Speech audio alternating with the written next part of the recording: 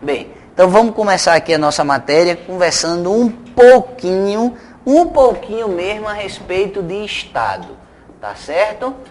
O primeiro ponto, quando a gente vai tratar de direito administrativo, na verdade é conhecer um pouquinho a respeito deste conceito de Estado aí. É bem verdade que o Estado ele já teve várias concepções, várias conceituações, partindo especialmente da premissa de que esse Estado um dia já foi despersonalizado. Isso quer dizer, esse Estado atuava, esse Estado realizava a sua atividade, e ainda que esse Estado lhe causasse algum dano, se você buscasse esse Estado para fins de reparação, esse Estado dizia, meu amigo, eu agi porque tinha que agir, porque sou soberano, tá? Tenho que controlar, regular a sociedade e minha conduta é legítima, saia daqui. Essa era a ideia de um Estado despersonalizado, lá do século XIV, século XV, tá? A gente veio evoluindo a teoria da personificação desse Estado e a gente hoje diz que esse Estado é uma pessoa.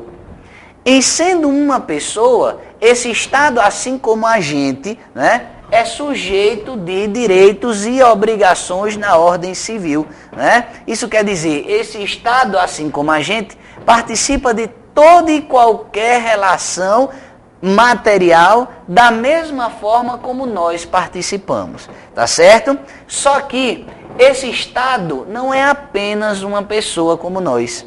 Esse Estado, na verdade, ele é democrático de direito, né? Trata-se de um Estado democrático de direito.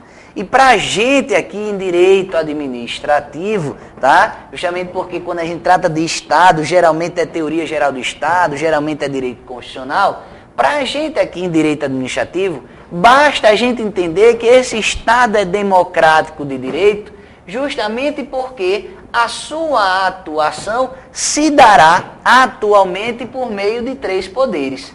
Um poder legislativo, um poder executivo e um poder judiciário. Por que democrático? Porque permite a participação do povo, né, na tomada das decisões do Estado, na escolha dos seus representantes, e aí por meio deles, né, essa democracia representativa, esses representantes aí tomam, né, mão e tomam a conduta, o objeto desse Estado. Tá certo? Bem, isso aqui a gente já sabe. Isso aqui é basilar. Todo mundo, né, que estuda constitucional, primeiro dia de aula, eu acredito que seja a respeito disso aí, né? Não, ainda não. Falam de interpretação da Constituição, depois vem para cá, tá? Então, o que é que acontece?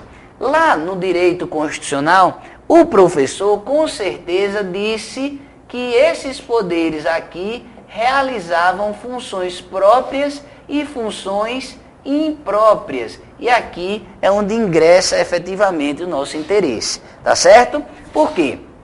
Porque o poder legislativo realiza como função própria o dever de legislar, né? O poder legislativo realiza uma função própria específica de legislar, de fiscalizar, né? De controlar. O poder executivo realiza uma função própria de administrar, de gerir, né, de organizar a administração pública. Já o poder judiciário, ele realiza uma função própria de dizer o direito, ou seja, de julgar, tá? Então as funções próprias desses poderes aí são fáceis, são tranquilas, né, estão lá estabelecidas expressamente na Constituição Federal. Só que ao lado desses poderes, aliás, ao lado dessas atividades próprias, cada um desses poderes realiza também o que a gente chama de função imprópria, né? Ou atividade imprópria. É justamente o que caracteriza, né, aquela teoria dos freios e contrapesos, né? Um poder vai tocar o outro, né, na medida aqui, né, em que a lei permitir, dentro de uma certa harmonia constitucional, tá? Então vê, quando a gente fala, por exemplo, num poder legislativo, a gente pode dizer que esse poder legislativo, além de legislar, ele realiza uma função própria também de julgar, né? Participa do processo de impeachment, né? Participa da elaboração e da constituição de CPIs, por exemplo, né? Assim como esse poder legislativo também realiza uma função administrativa. Recentemente a gente teve, por exemplo, o concurso público do Senado, né? Então o Senado realizou, quando da abertura do seu edital, uma função administrativa, porque ela queria nomear servidores, né, para fins de realizar atividade pública. Tá ok? Vamos guardar isso aqui, ó. Já ao lado desse poder executivo aqui, né, além da função administrativa, função própria deste poder executivo, esse poder executivo também julga, né? Esse poder executivo também julga, quando da participação também, né, inclusive das CPIs, dos processos administrativos disciplinares, e além disso, esse poder executivo também realiza uma função legislativa, né? Então o poder executivo tem iniciativa de lei, né, nos casos em que a Constituição Federal estabelece. O Poder Executivo estabelece seus regimentos internos, né, suas leis de organização, enfim, tá? Mais adiante, esse Poder Judiciário, além de julgar, também legisla por meio da elaboração dos seus regimentos internos, assim como também esse Poder Judiciário administra, tá? Recentemente a gente teve aí o concurso do Tribunal de Justiça de Pernambuco, né? Muitos foram aprovados, outros não, né? Outros, né, não sabiam nem para onde ia na prova de português, que disseram que foi, né, o tendão de Aquiles lá de todo mundo, tá ok? Bem, olhando para esse quadro aqui, olhando para esse organizado quadro aqui, né, a gente percebe que a atividade administrativa ela está inserida em todos os poderes, né? Seja ela uma função própria, como acontece aqui, ó, no Poder Executivo, seja como uma função imprópria, como acontece no Legislativo e como acontece no Judiciário, tá certo? Então, o primeiro ponto, e a título de conclusão, a primeira ideia que a gente tem a respeito de uma função administrativa é de que ela, claro, está inserida em todos os poderes de Estado, tá? E digo isso, aí você pensa, isso é óbvio. Não é tão óbvio, não. Muita gente acha que só quem realiza a função administrativa é o Poder Executivo. E aí chega a dizer que a administração pública é o Poder Executivo. E, na verdade, a gente sabe que esse Poder Executivo representa mais ou menos 80% da atividade administrativa. Isso é verdade.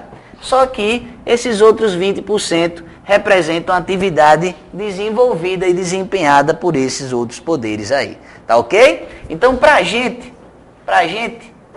agora, basta saber que todos esses poderes realizam a função administrativa. E se realizam a função administrativa, logo são objeto de estudo da chamada administração pública. Certo? Então, ó, a administração pública é inserida num poder legislativo, inserida num executivo, inserida num judiciário. Tá certo? Só que quando a gente observa a função administrativa, a gente tão somente associa essa função administrativa ao poder de gerir, ao poder de organizar, ao poder efetivamente de fiscalizar, controlar, né, de um modo geral, né, enquadrar a atividade administrativa dentro de preceitos legais de organização. Só que para a gente, em direito administrativo, a função administrativa é muito mais que isso já caiu em prova de OAB, viu? Função administrativa é encarada sob 3 aspectos. Para a gente efetivamente entender a função administrativa, a gente deve observar esse conceito aqui sob 3 aspectos. Um aspecto subjetivo, um aspecto objetivo e, como tudo no direito, né, um aspecto misto. Não é? Não preciso nem dizer que, olhando assim, qual vai ser a nossa teoria adotada. A mista. Né? Por quê? Porque tudo no direito é assim. A gente tem A, tem B, mas o que fica é sempre a C, a coluna do meio, tá? É sempre assim. Ok? Então, o que é que acontece? Função administrativa, sob um aspecto subjetivo, é tão somente o conjunto de órgãos e agentes e pessoas. É tão somente o conjunto de órgãos, agentes e pessoas, tá?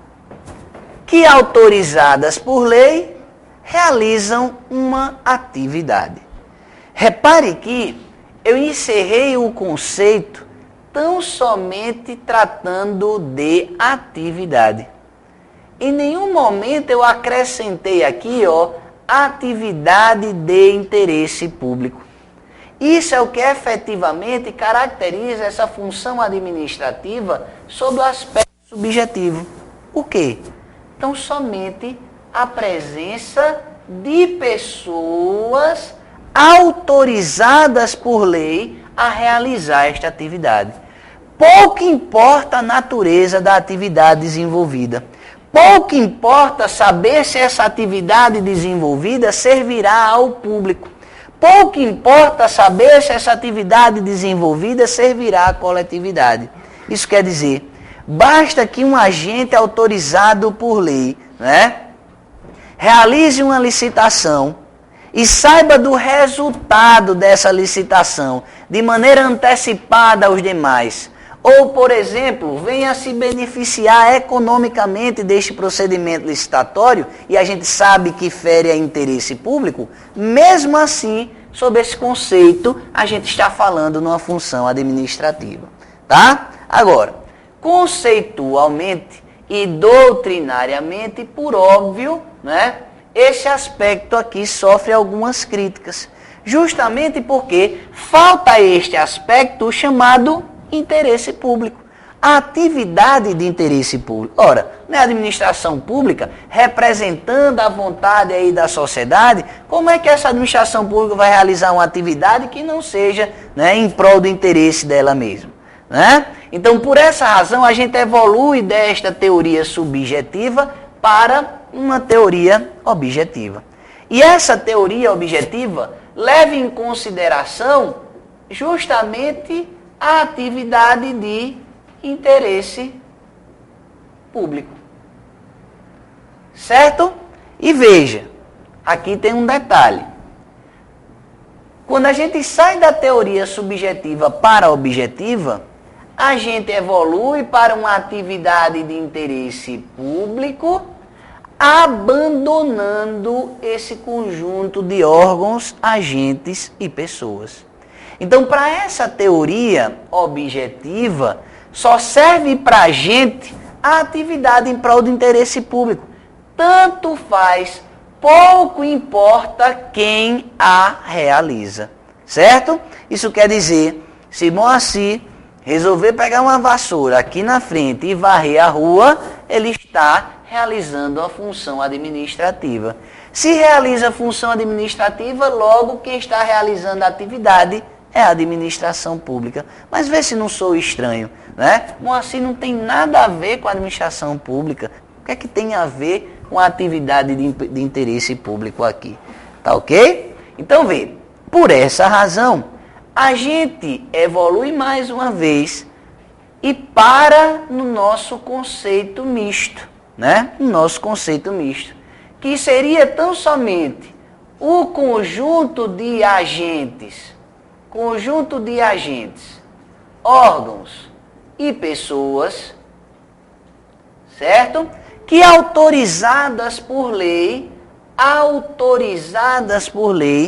realizarão sempre atividade em prol de interesse